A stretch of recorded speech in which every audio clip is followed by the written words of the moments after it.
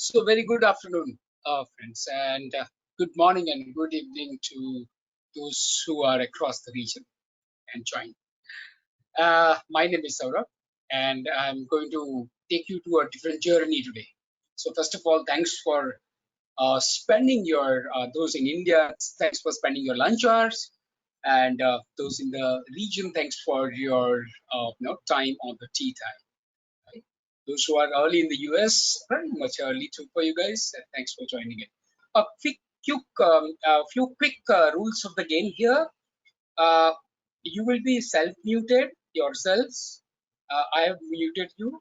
So if you have any questions, what we'll do, I'll cover up about 30, 40 odd minutes, and remaining 15 minutes or 20 minutes, we'll have a Q&A sessions. So keep your Q&A with you. You might not be able to chat here, but you'll be able to talk to me.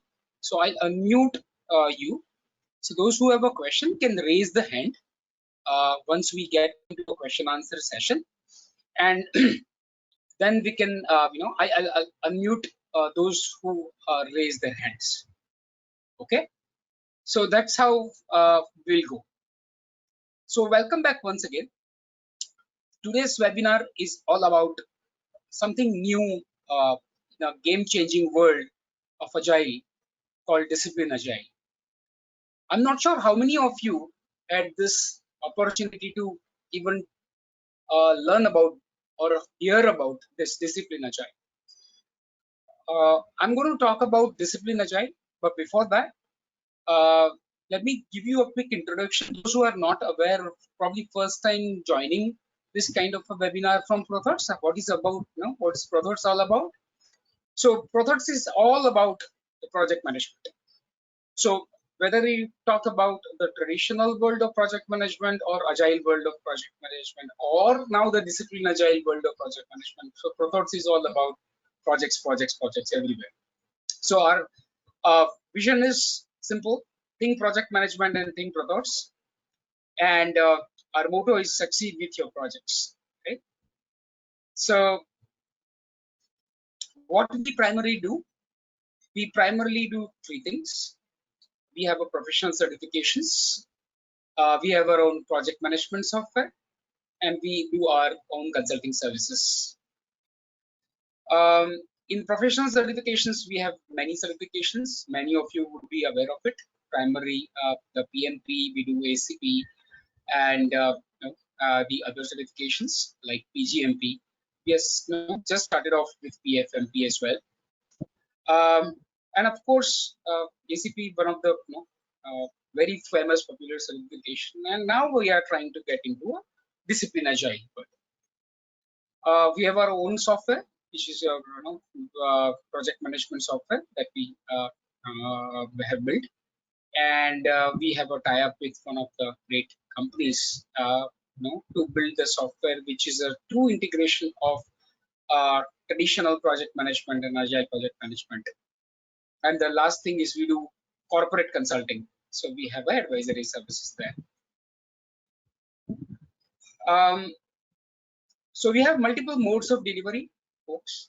So we do a corporate training, whereby we go to the corporate places and we do the training. We do online. Thanks to COVID, we get an opportunity to talk to various people across the globe now. And thanks, ProThoughts is about 5 years old company, and we have now got into almost 4 countries apart from 6 locations in India. We also do e-learning. So we have a latest project which we have embarked upon. We have an e-learning website now. And of course, we do the classroom training, which are the typical weekend trainings or the weekday trainings. Some of the reference customers that we have with us, and many more. So let's talk about the agenda quickly for today. So I'm going to talk about DA toolkit.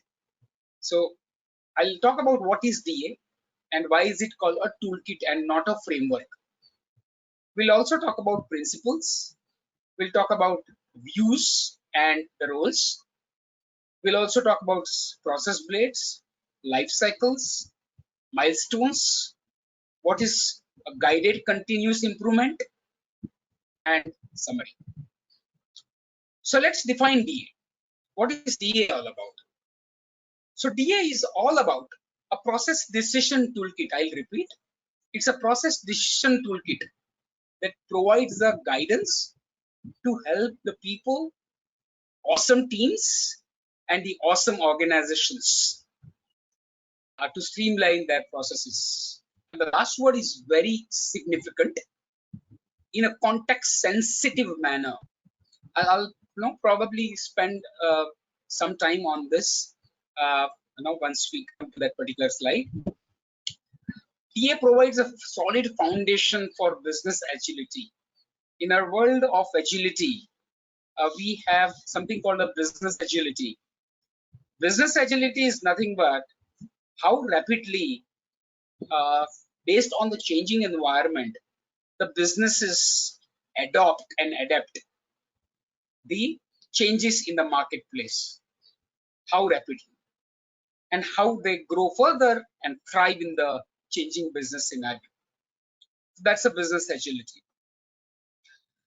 So this particular DA, Disciplined Agile, provides you a foundation for not only how your entire software development team works, or the whole software development team collaborate with each other. It goes beyond software development team. So let me give you a classic example. If you have a software development team in your organization and you are part of the software development team right now, then generally what happens is the team is maybe most likely co-located. The team would be very cohesively work with each other. So there'll be a good team bonding between 7 or 8 or 10 of you. However, when it goes beyond your department, your development department or testing department, whatever you call it as, then the challenges starts, because either you don't completely understand the way the other department works, and probably they do not know the way you guys work. This is exactly where this way of working, as a word, I'll say wow, right, comes into play, and it cut across various departments of the organization. Okay. So I'll talk about context sensitive word in a while. Let me explain you a little bit of about what is DAD. So DAD is the lowest or the core heart of the DA toolkit. We call these as a toolkit and not a framework because it gives you guidance. It give you some mentoring. It give you suggestions. It give you options. It give you strategies which you could choose and follow. There is no mandate for you to follow. I'll speak more about this in a while. So the basic layer of DA is a Disciplined Agile Delivery called DAD. Okay, the DAD in the organization is always a part of today is called DevOps. That means development and operations, both the teams working together. You're producing the software and you're trying to hand it over to the operations team or transition to the operation team. Operation team maintains, got support issues, so you have a support. So all these things go forward. And that's where your IT comes into place, entire IT of the organization. Because you have a enterprise architecture, you have support teams working, you have a release management teams working, you might have a data management team with you, you might have security teams in the company, with whom these DAD teams will work. So across cross-functional teams, this collaboration happens. Now, there is one more layer, and I would always invite you to guess that kind of a layer when we talk about enterprise environment. So when you talk about enterprise environment, you have an enterprise layer called DAE, Disciplined Agile Enterprise. DAE is a level which is at the corporate level, whereby you deal with all sorts of business or corporate functions.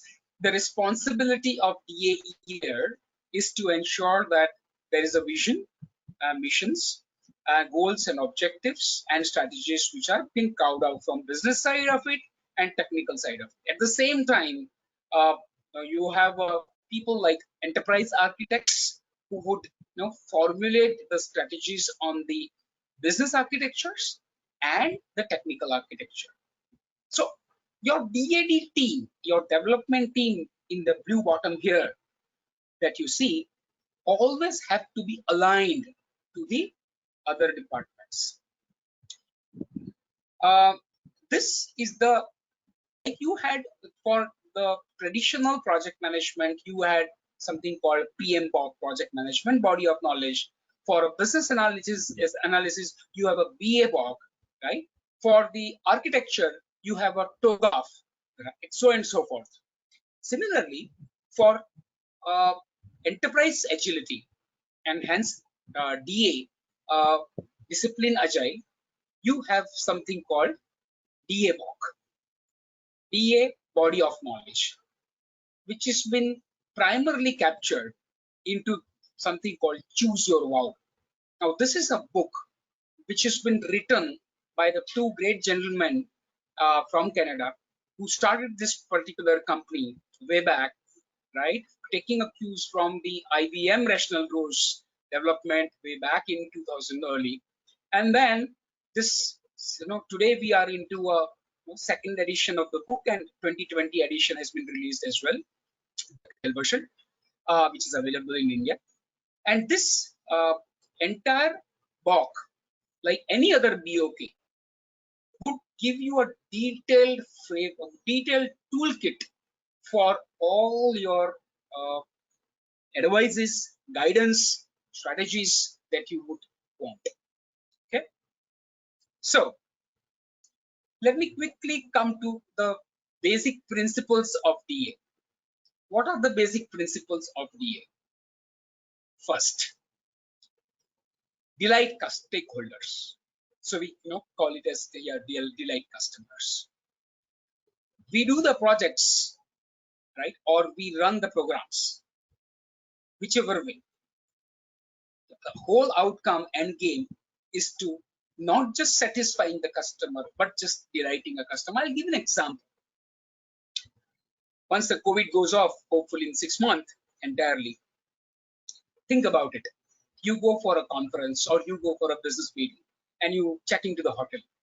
Okay, when you check into the hotel, you get your room, and your room is quite ready, and just like any normal kind of experience, you would have that kind of an experience in the hotel. You are just okay, kind of, right? Nothing, no big deal. It's okay, fine. So I'm rather than room looking pathetic, I at least have a room which is ready for me. So you are kind of satisfied. However, think about a scenario where you enter the room and your favorite snacks are available in the room along with a bouquet and some toffees. Think about it. Made your day because you never expected that, right? This is the first time you saw it. This may not occur again. You never know, but you are delighted, right? Because you think, oh wow, what a lovely, awesome people, and a good, lovely, awesome hotel all about, and a great experience you have. It's called delight customers. Okay, so this is the heart or a core in the center of all the principles. The second principle talks about be awesome. We all independent individual human beings are awesome. Okay, let me repeat. We all individual beings are awesome. We would love to be awesome. We would want to have relationships and collaboration with awesome teams and awesome people across. And being awesome, we work for awesome organizations, so and so forth. So when you say be awesome in terms of what we do primarily, we do with pride. Okay? What we do our own selections of the methods, and we do a great collaboration with, we love to collaborate with the people with which are of similar kind of strata of in our organizations to help the organization objective achieve or achievement of the objectives. We always love to collaborate with many people, and you be awesome since you are awesome individual working for awesome organization. You make a difference to your stakeholders. So be awesome is another principle. The third principle talks about pragmatism. Now, what is pragmatism? Pragmatism is all about being practical. Think about a scenario. You're a part of a team who's developing a software. Okay? The organization have been standardized on Scrum project management aspect or a Scrum developmental aspect. Okay? So there is a definite prescription, or we call it as prescriptive method, been given to you, saying that, okay, we've been doing this Scrum so-called successfully from many years, at least from the last couple of years. So we should follow Scrum. Now, you also have 9 people in a team, and it's the mandate is your team should not be lesser than 7 people or greater than 10 people. Right? Third, the Scrum also talks about the team ideally should be co-located, okay, in the same room when it's typically a small team. Does that mean for a large team, and I'm now coming to that complexities of the world, Scrum do not work? No, Scrum is one of the best methodologies or framework we always had and still we have. It's not that way. For a large teams, be practical, come on. Okay, so in practice, this kind of ideal situations like a small team, co-located team do not work in our real scenarios. So pragmatism talk about be practical. We are all geographically distributed. COVID environment, look at this scenario. Most of the 99% of the developers, testers, and the entire team would be working remotely, right? So it is geographically distributed. Of course, in the risk is always high because of the collaboration challenges, but we are practical. Do we have a choice? No, we care for ourselves, we care for others. So we stay home, right? Rather than going to the office and getting co-located. And if that's going to be new normal, then pragmatism will be new normal any which ways, right? So be pragmatic. That means you, based on your context of the situation, I'll repeat, you based on your context of the situation, your team is important, not individual. The team will decide the way of working. This is something called initial way of working, which will evolve over a period of time. And that's where another principle comes called context count. Your team could be geographically distributed, could be in one building, could be in multiple buildings, could be multiple cities. Your organization might have a different departments. So some of the developers from one particular team in one building, some of the testers who come from a different building. Think about DevOps, where development testing absolutely happen together. We talk about test-driven development, right? Today. So we do the test cases first and then do the development, isn't it? So think about this kind of a combination. So the context count. So context counting, there are in the world of TA, there are 6 agile scaling factors where the context count applies.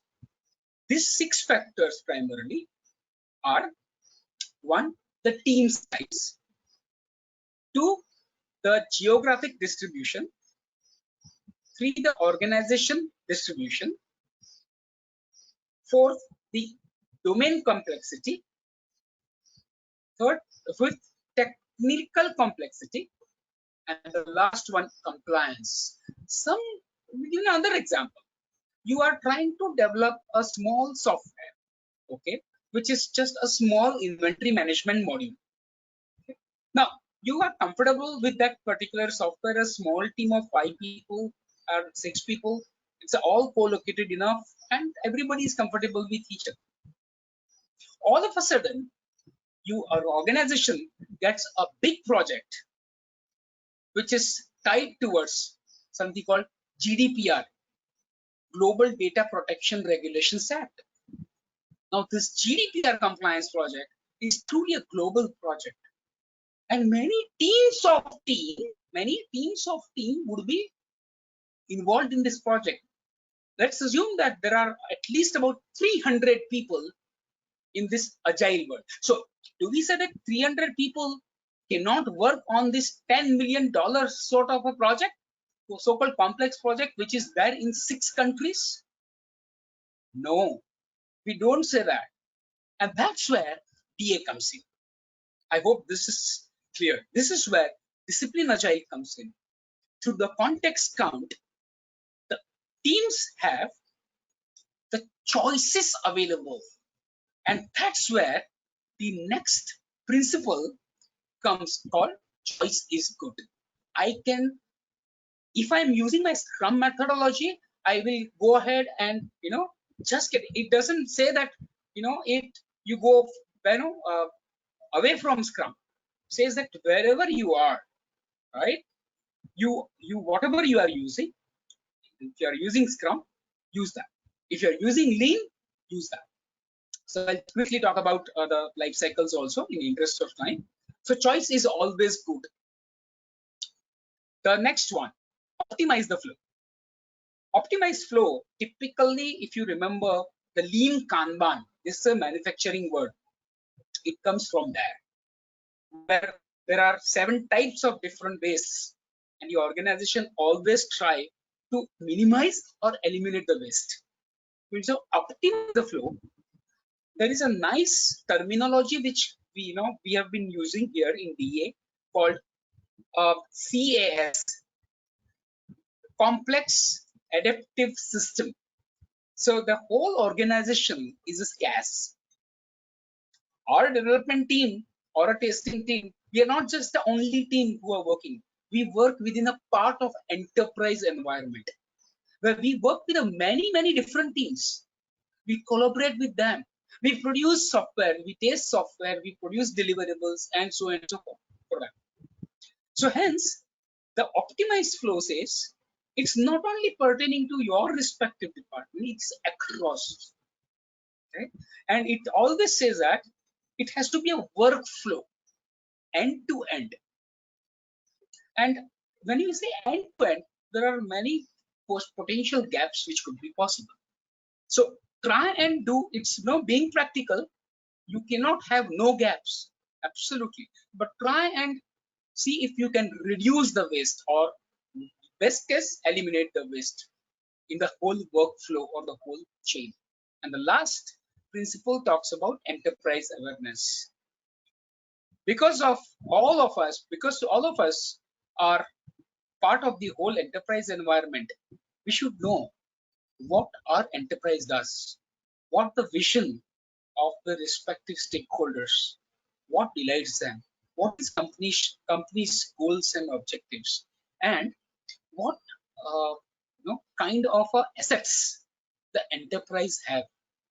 Well, how do we leverage the existing assets from the enterprise rather than, so there is something called do not reinvent the wheel, rather reuse. So I'm sure you all know reusable sets. So enterprise awareness talks about if there are certain practices, procedures already there in the enterprise as a part of the assets, then please use them. And a whole team should be aware of the enterprise as a whole, not just the department itself. So this is where the context comes in. This is your classic project management where you would have heard about PMBOK, and now this is a new DABOK for us, as I mentioned. There are 4 views which are being described in this. The outer layer, or the most outer, is primarily the mindset. This is where the principles and guidelines. As I said, this DA is not a prescriptive method. It's basically a toolkit which guides you, right? Which enables you to be awesome, which enables you to choose your way of working based on the context you have, and which enables you to optimize the flow, and which enables you to go across the enterprise. So people, the most important link in the chain, people. So roles, responsibilities, and the team structures that you have within the people. Flow. The third view, is a flow. And the flow has got certain life cycles and workflows within it. So I'll talk quickly about, in the interest of time, what life cycles we have here. We have 6 different life cycle and one brand new life cycle called Flex is coming in the new version. And practices. So practices basically talks about the goal diagrams.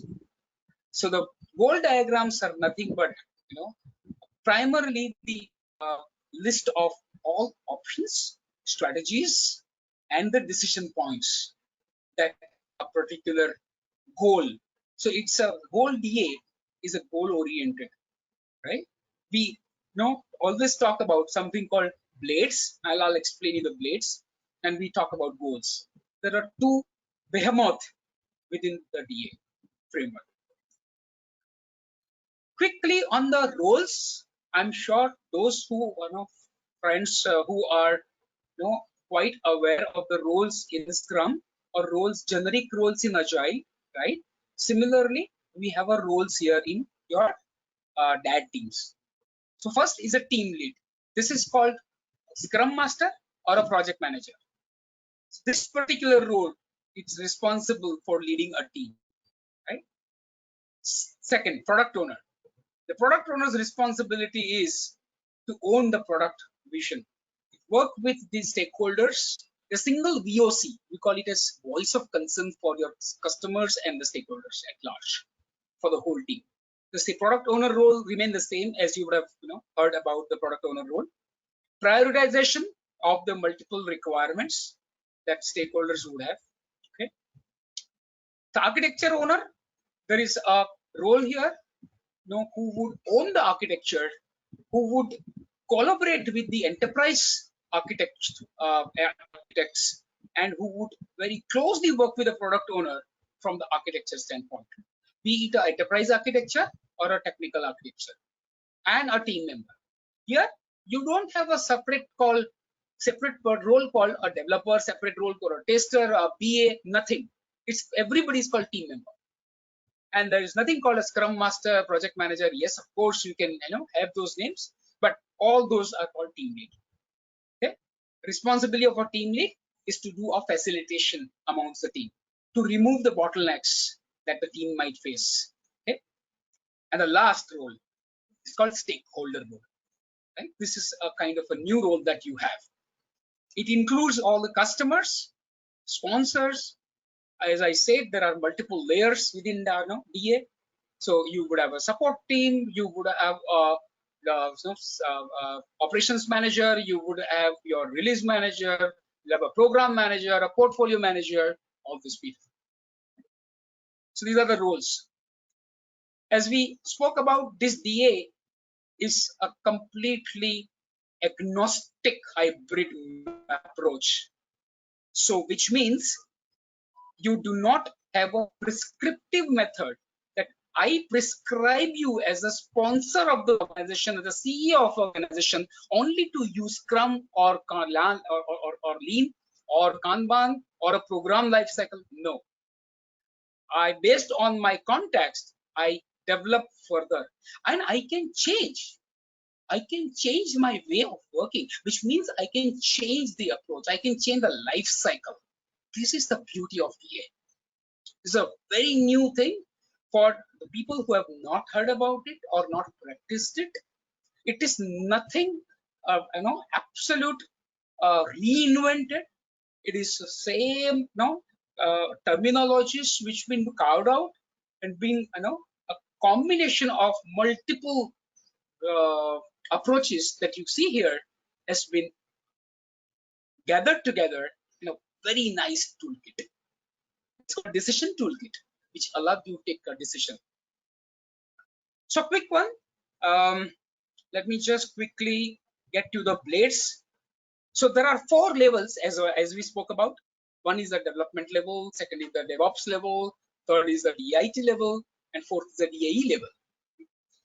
So within each of them, we have something called blades.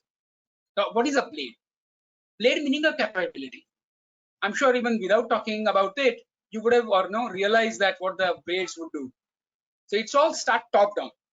Okay, we should probably do not talk bottoms up. It starts with a DAE. So you have a business operations, you have a control, you have finance, legal, marketing, procurement, sales, and then you have certain common blades across the 2 different levels, DAE as well as DAIT, which is a continuous improvement, enterprise architecture, people management, portfolio product management. And there are 2 specific blades like IT governance. We also call this as a lean governance here in the world of IT. And probably, in the interest of time, I can have a separate one session itself in lean governance. How the teams are being governed in a very lean manner. Here, whole governance principle is not a typical control and command or not a enforcement. We use a motivation and enablement. So the top corporate honcos typically use motivation and enablement approach here to govern the team. So the huge number of difference, huge amount of difference between the traditional governance that you would have seen in terms of corporate governance or IT governance and this lean governance. There are 5 blades you see in the DevOps level here. As I told you, the multiple departments who that team or development team deals with.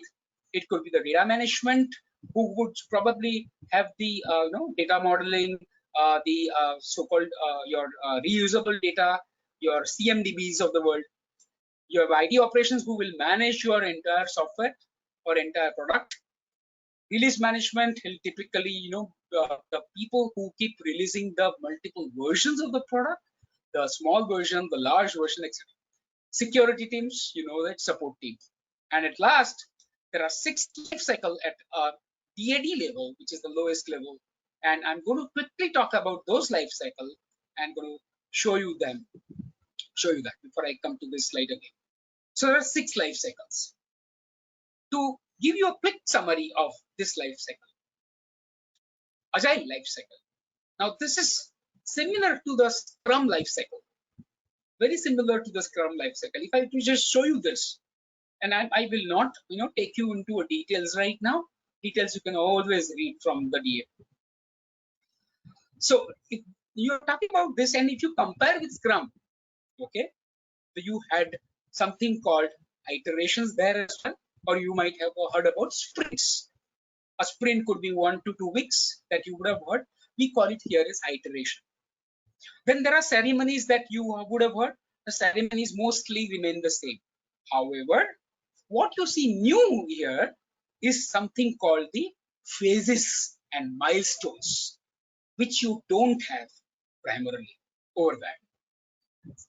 Now, if you look at one more change, you find here something called change request coming back, because we all work in a constant changing requirements world of the stakeholders. The changes could be very regular with respect to every week or every 2 weeks there could be a changes from the stakeholders who the development team and the testing team would probably need to work upon, and hence the iterations would be typically of course the size is not decided, they always depend on the team, this kind of a we here call it as a consumable shippable product. Consumable meaning usable and acceptable product to a stakeholder. A consumable solution we call it as long as the value delivery occurs through this particular version, we call it as a minimum business increment, we all are good. So you have 3 phases: inception, construction, and transition. Inception phase, quickly talking about inception phase. This inception phase, nothing but how you had a in a traditional projects, you had a project vision, mission, and you had a sponsor who had this alignment with the top level business folks based on their vision, mission, objectives, and goals, and the strategy is carved out. So you have the initial planning, which happens at the inception level, release planning, which could also occur at this level, initial architecture visioning, which could occur at this level, so and so forth. To look at one more difference here, you had something called product backlog in the Scrum. You have here, instead of product backlog, you have something called work items list, whereby the work item that you see would have a respective work items which would be having a iteration backlog, and which each of these work item can be further defined in terms of tasks. You might call it as user stories, right? So second phase is a construction phase. In the construction phase, you actually try to develop the software, do a testing on the software, ensure that they deliver minimal business increment to the stakeholders that delivers the value to the stakeholders. That's the most important aspect of this phase and this DA. A minimal business increment which is valuable. So if your 1 week cycle, your 1 week iteration do not give a minimum value, right? You do not release it. So then probably you might wait for 2 weeks, 2 different iterations, and then do a release. And the last phase here talks about transition. Once we have sufficiently developed the product, then it's a time to deploy to the production environment. And this is where the transition comes. So if you look at it, there are 6 milestones. 1, stakeholder vision. 2nd, proven architecture. 3rd, continued viability. 4th, sufficient functionality. 5th, production ready. And last, validated stakeholders. So similarly, you have got another variant of this life cycle called continuous delivery agile. So I'll probably quickly take you back. This was just an example. Continuous delivery agile is nothing but you have a regular deliveries. So typical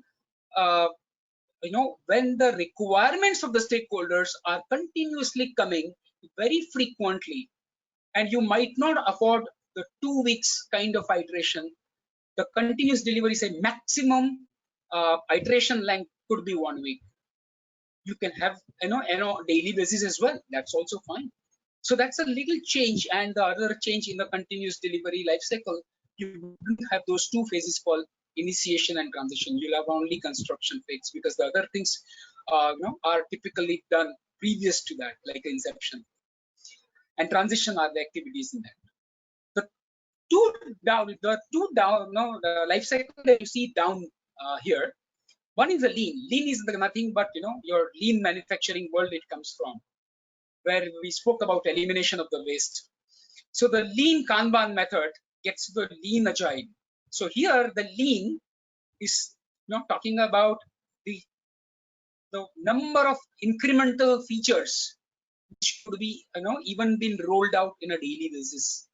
And the continuous delivery primarily talks about there are no phases again in like inception and the transition. The difference between the lean and continuous delivery lean can be still part of the project, but typically for example, you have your defects coming in, or for example, you have a non-functional requirement. Generally, in a Scrum, we don't talk about the, certainly we talk about functional requirement. Here it talks about non-functional requirements also, right? So for example, some of the training requirements, etc., or some shadowing requirements. So which will be getting at a quickly into your list of the work items, and the decision here happens something on the basis of JIT, just in time. So I can do my prioritization absolutely on JIT basis in lean and continuous delivery lean. The only difference between the two is continuous delivery, meaning you develop probably multiple times in a day and you roll out. You can roll out multiple times in a day in the continuous delivery. And the last one we call about program life cycle. This particular life cycle talks about teams of team. When you have a very complex project, how do you manage it? So you have a program life cycle. Exploratory life cycle primarily talks about creating, if you have a new experiment, a new endeavor to an organization undertakes. Okay, for example, you are trying to define a new medicine for COVID. What would happen? The R&D team would go into exploratory mode, right? We call R&D mode. In exploration, would create something called MVP, minimum viable product. A minimal viable product is nothing but something which I as a stakeholder at least would need out of that particular product. And I try to create it. If I'm successful, great. If I'm not, I go back and retry. I can have multiple kind of tries here, multiple explorations at the same time.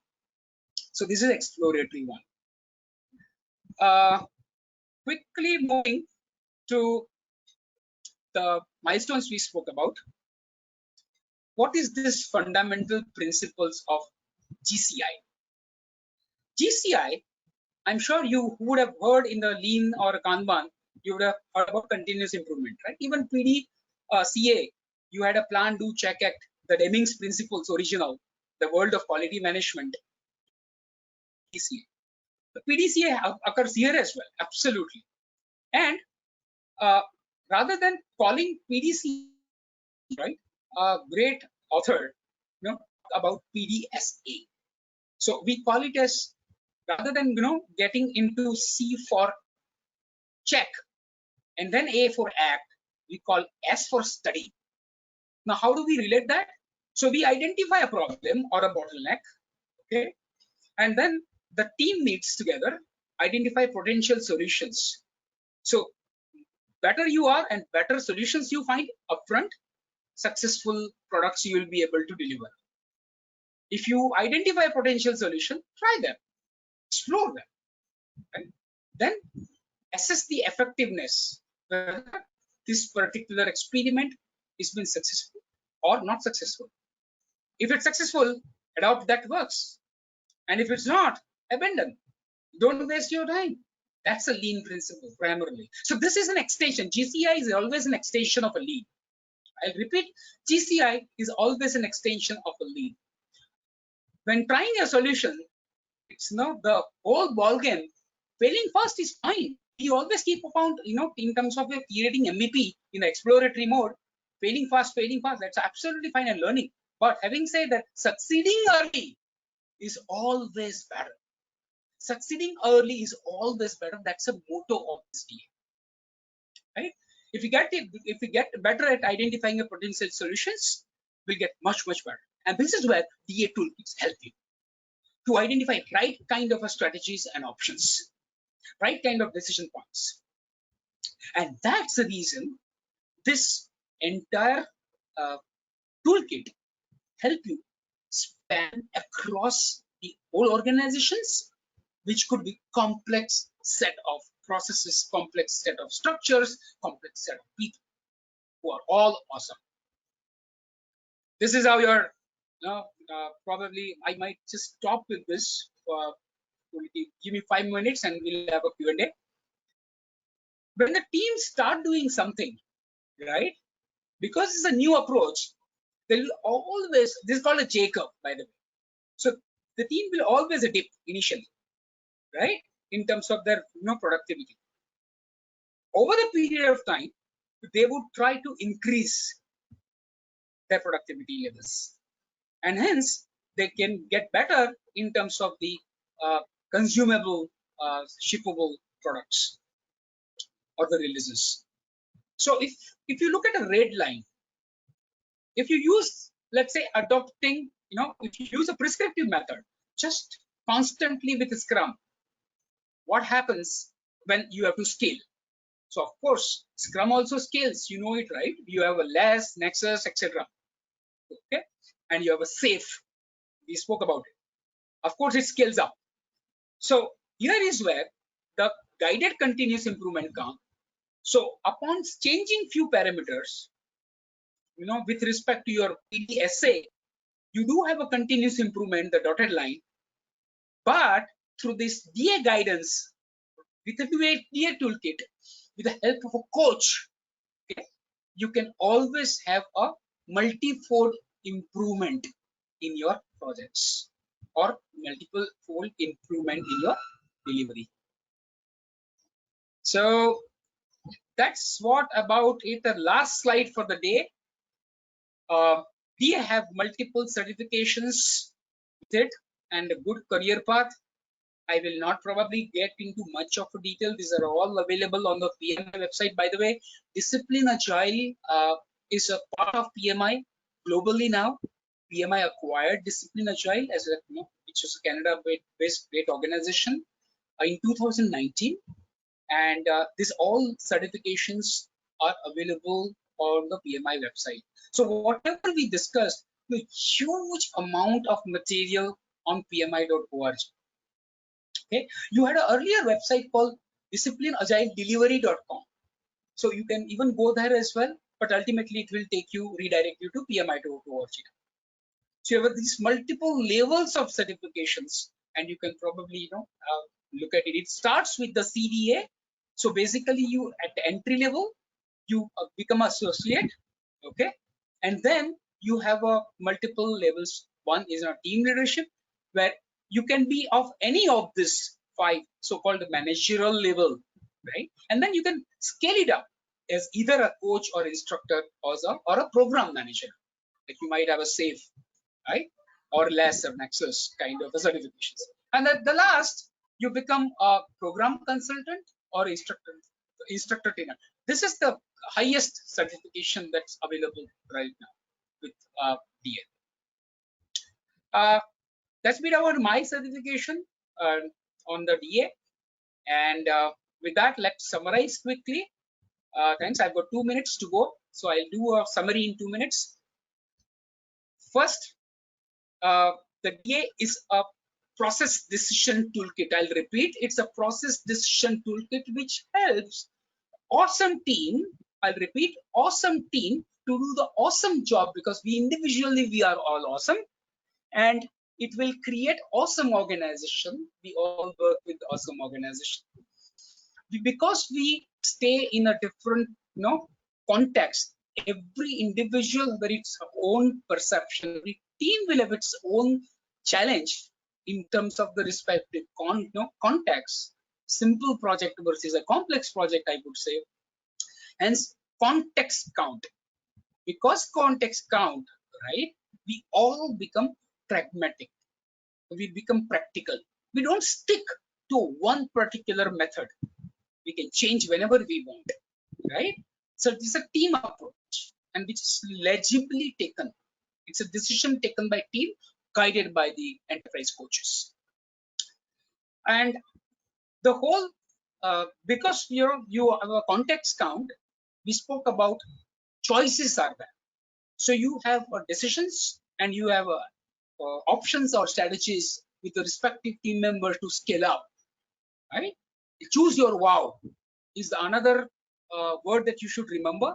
Choose your way of working. You can always evolve your wow from the basic initial wow throughout the entire life cycle of the project or a program. Optimize your flow, because you are touching the various department levels in the company. Hence, you ensure that your team ensure that you understand their approach, they understand your approach. You might have a continuous learning in terms of continuous improvement between the departments' learnings. And then, because you are a part of the entire enterprise, so you understand enterprise reusable assets. Don't reinvent the wheel. Whatever it's, this is exactly what DA is. There is nothing called reinvention here. Okay, reusable assets. This is how this process decision toolkit has come.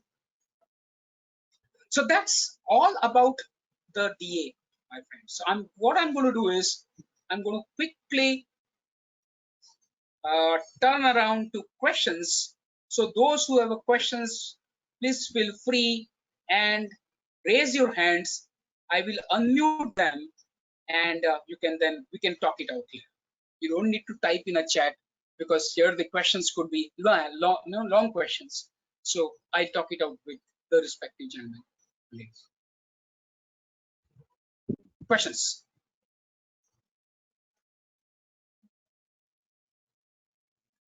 Please raise your hand, unmute yourself, and please feel free and ask. I know it's a very new thing to you, and you all might be wondering what is happening around here. But believe me, this is a way to go in the whole world of Agile. So you might not have a question, absolutely fine, but I would still encourage you to think about. If you still have some few questions, it will be great to help you right now. Of course, for the details, you have a great website of pmi.org.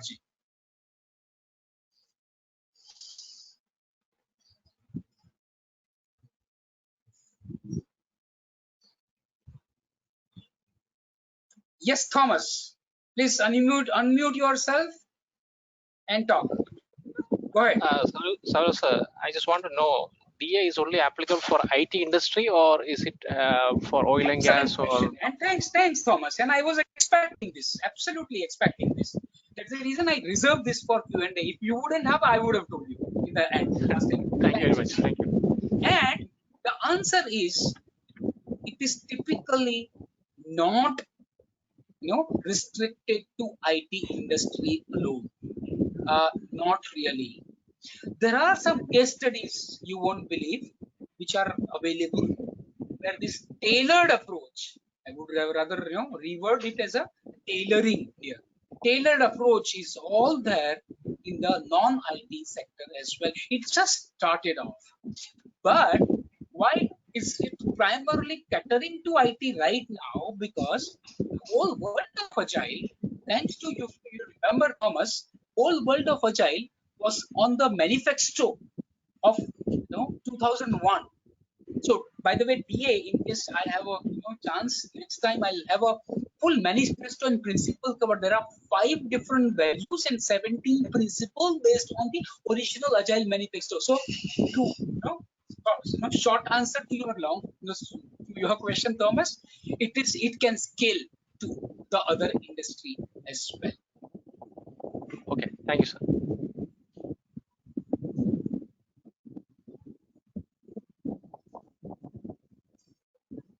Basically, because of those values and principles and last 20 years or 2 decades which has been followed, that's the reason what the IT been talking about, right? But otherwise, yeah, you always have an option, choice. Principles are simple. Look at the principles.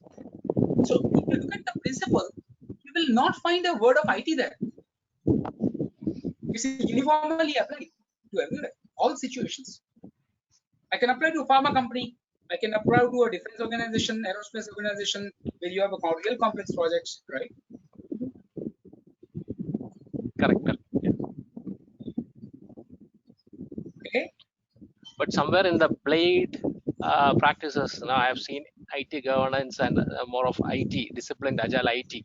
That's what this question. Otherwise, PMBOK or BMI, yes, it is applicable for all disciplines. Definitely, because it's as I said, it's been being utilized left, right, center, and you think about that so-called IT blade over there, or IT layer over there called DIT, and enterprise layer as well. That's correct. But you can that's the reason it's called process decision toolkit. You can just modify based on the way you. Okay, thank you, sir. Thank you for your explanation. No problem. Go ahead, Kamal. Unmute yourself, Kamal.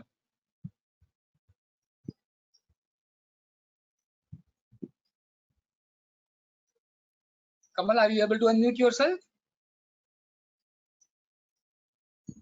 Yeah, are you able to hear right now? Yeah. Yes, Kamal, now I can hear you. Yeah, it's actually, this is regarding the certifications. Normally the kind of certifications like CSM or other certifications in Agile. So at what level are these certifications similar actually? I know both are different. One is, you can't compare apple and orange, but still what level are these? For example, Yeah, good. CSM will be of what level? Yeah. Absolutely. Thanks, Kamal. So Yeah. if you look at it, okay, your associate needs nothing but your kind of CAPM certification that you were aware. When you say professional, this is where your ACP or Scrum Master, CSM. So Right. CSM come at a leadership level. This is where your Agile certified professional, ACP originally from, the ACP is a PMI certification. CSM is a, of course you have a certified Scrum Master, which has been pretty famous. And then you have this DA Lean Project Manager, DA Lean Scrum Master, DA Lean Manager. These are three different, these are all at the same level. So whenever you see a professional level, this all five at that level are at the equal level, which is the next level. So like a PMP. So if I talk about PMP, it would be categorized here in this green color. If I talk about CAPM, it will be categorized at a yellow color. And if I talk about PGMP, I'll categorize it as a scaling level. Okay. It is black, master level. Yeah. PGMP, PFMP. So CSM will fit in where? It will be near in the associate level? The green CSM level. At the green level. Okay. Thanks.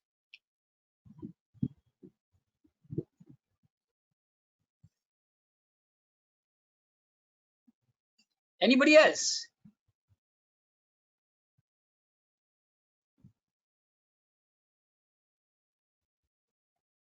Any more questions, guys? We still have a couple of minutes. We'll respect time as well, of course, but yeah, if you have a questions, no problem at all. It's such an interesting toolkit that I can just spend enough time. I can probably spend 4 hours on this talking about it. So close to the heart now. It's wonderful because I've gone through it. I've gone through that, the book of D.A. Bock. Such a great book. I would always go through the PMI.org, friends, and get into more details about it. Do some soul searching over there, and you'll be amazed. I know a lot of you are on WhatsApp with me or chat with me. I know that. So we can always have a one-to-one chat about that. With the thought process that Disciplined Agile is probably a way to go further. It's an agnostic hybrid that anybody could use it, and request you to go through the multiple articles, the web pages on PMI.org. Okay. So thank you very much. Thank you so much for your time. You stay safe, everybody. Lockdown doesn't go through quickly so fast. So this is another great opportunity, right? It's like a DA, opportunity to learn something, like I did in the last few days, actually. Okay? So I thought I'll share with you a few things. But thanks. Thank you, everybody, and have a wonderful day ahead and a week ahead as well.